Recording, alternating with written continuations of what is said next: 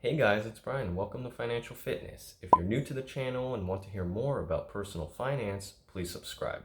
In this video, I'm going to be talking about how taxes and portfolio management fees or advisory fees impact portfolios and what you need to know.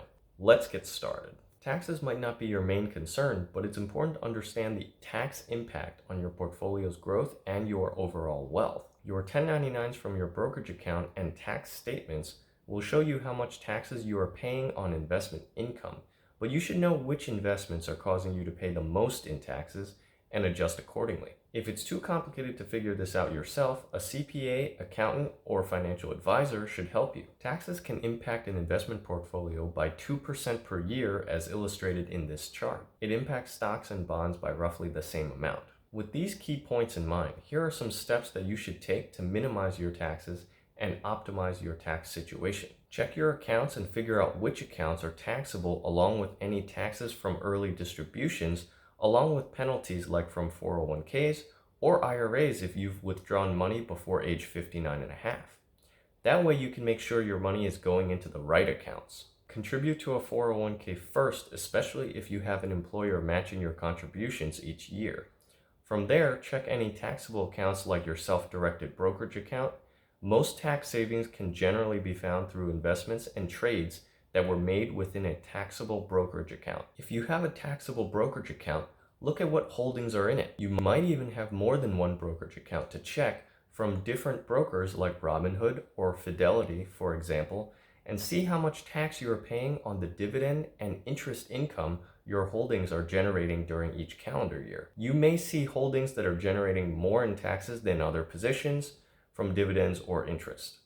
Keep in mind that selling investments in a taxable account can cause potential tax consequences too, with capital gains or capital losses. Receiving any dividends or interest doesn't change the tax implications because you'll generally still have to pay taxes on what you've earned in a taxable account, whether you decide to automatically reinvest your dividends and interest income or not. Also, by setting automatic reinvestment or dividends or interest, it can potentially cause unintended wash sales and further impact your taxes from your investment portfolio. Check out my videos on wash sales if you want to learn more about how to avoid wash sales and how to remove wash sales, which I'll link as a pinned comment. All the information you need to assess your portfolio's taxes will be on your 1099 from your broker or brokers if you have multiple accounts with different brokers. These types of assessments can be complicated, so you might want to consult a financial advisor, an accountant, or CPA to help assess your specific situation, especially if your account balance is over $50,000. They will likely have financial planning software that can work through an assessment of your portfolio faster than you can do on your own. Transition your accounts and divide your accounts between accounts that will be used for short-term investing and long-term investing to optimize them for taxes accordingly. Take advantage of tax-free growth accounts first, like 401ks, and then think about other tax-advantaged accounts like Roth IRAs, 529 savings plans, and health savings accounts. You don't necessarily have to sell your stock positions completely to potentially generate capital gains. Instead, you can just stop reinvesting dividends or interest income. By doing this, you can take the dividends and interest and invest that money into more tax-efficient investments and accounts. An example of one could be municipal bonds, which have the potential to be triple tax-free. If you decide to adjust your portfolio, don't just sell all your current holdings and start over from scratch with other investments.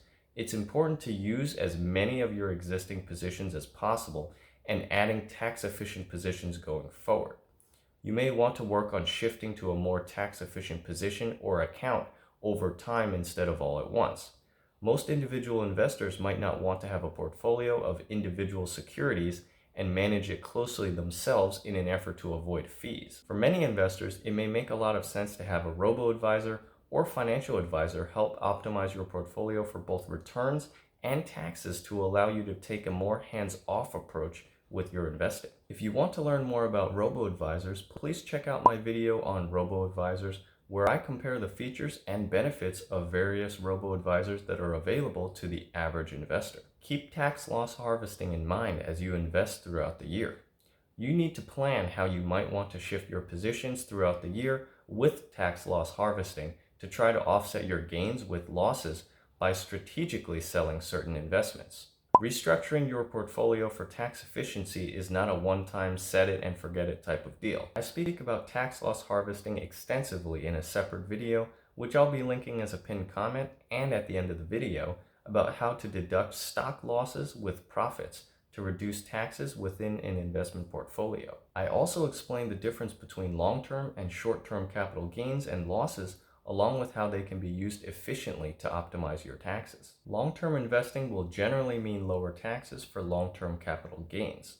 Depending on how long-term you are thinking and whether you are trying to leave a legacy for your family or kids, estate planning strategies or trusts and various account types will allow money to grow tax-free to manage the tax impact to both yourself and your beneficiaries. Having long-term investments allows them to grow over time and also defers the taxes into the future until they are sold at some point. What about portfolio management and advisory fees? If you don't have the time to manage your own portfolio or just want to have this task managed by a professional, let's take a look at what the average portfolio management fee is and how that could affect your portfolio. In general, average advisory and portfolio management fees have been coming down over time due to pressure from robo-advisors like Wealthfront, Betterment, and Titan. This is great for the average investor and for those who are just starting to invest. Wealth management is a great business because as portfolios grow, financial advisors and wealth management firms earn more money over time with advisory fees as the assets and portfolios that they manage for their clients grow. Here are a few charts comparing various types of advisory fees, expense ratios, and total fees broken out by brokerage company. Anything higher than about 1.25% for advisory fees seems high unless your portfolio balance is small. As for expense ratios, a comfortable range should be between 0.5% to 0.75%. Anything higher probably needs to be looked into further. There are two impacts of fees on investment portfolios. The first is that investors pay an increasing dollar amount in fees as their portfolio grows because the fees are based on a percentage of assets being managed.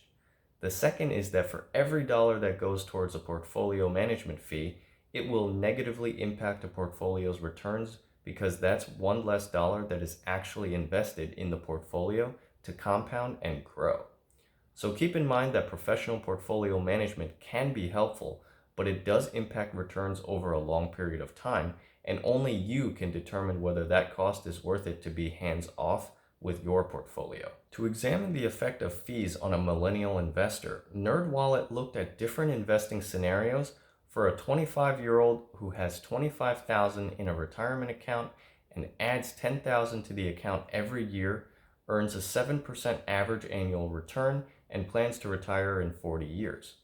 These are pretty reasonable assumptions, and I'll link the article in the description. In one of the scenarios analyzed, paying just 1% in fees would cost a millennial more than $590,000 in sacrificed returns over 40 years of saving. A millennial with the option of investing in either of two commonly held funds can save nearly $215,000 in fees, and due to investment compounding, retire nearly $533,000 richer by choosing the one with fees that are lower. By self-managing a low-cost ETF portfolio and rebalancing it once a year, a millennial can retire $345,000 richer than if they use a target date mutual fund.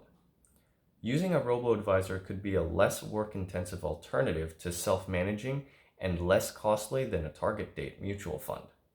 By using a robo-advisor, it would cost $232,000 in fees over 40 years, about half of what a target date mutual fund would cost at $454,000. This table shows that a 1.02% expense ratio that investors would pay annually for a mid-cap mutual fund is taken out as a percentage of the portfolio's value. The larger the portfolio, the more an investor pays.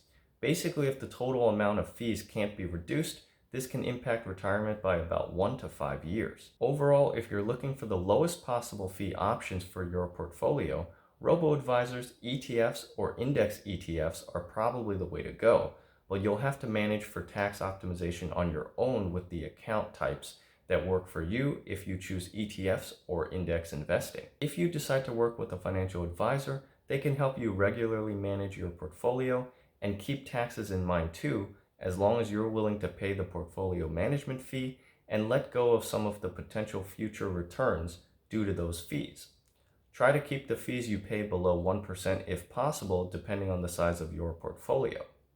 I think wealth management firms should charge a fee for the services they provide to their clients, but with a declining annual fee as your portfolio grows. That way, you would pay a similar amount of fees for service as your portfolio grows. If you choose to invest by yourself without the help of a financial advisor, you won't get research commentary on the markets without searching for it on your own. You'll also miss out on thoughts about how to position your portfolio if certain macroeconomic events happen, like if interest rates start increasing or decreasing. And the last thing you'd miss out on without having a financial advisor is personalized estate planning advice to optimize for taxes and how to leave a legacy for your family. Keep in mind that there's plenty of great free information out there, and some on YouTube too, to help you make educated investment decisions and estate plans that work for your situation. Thanks so much for watching. I hope you liked this video and found it insightful. Click the like button if you did, and please subscribe if you haven't already. Click the notification bell so you can see when I post videos next. Feel free to leave comments, questions, and any topics you might want to hear about in future videos to get on track to being financially fit. See you in the next video.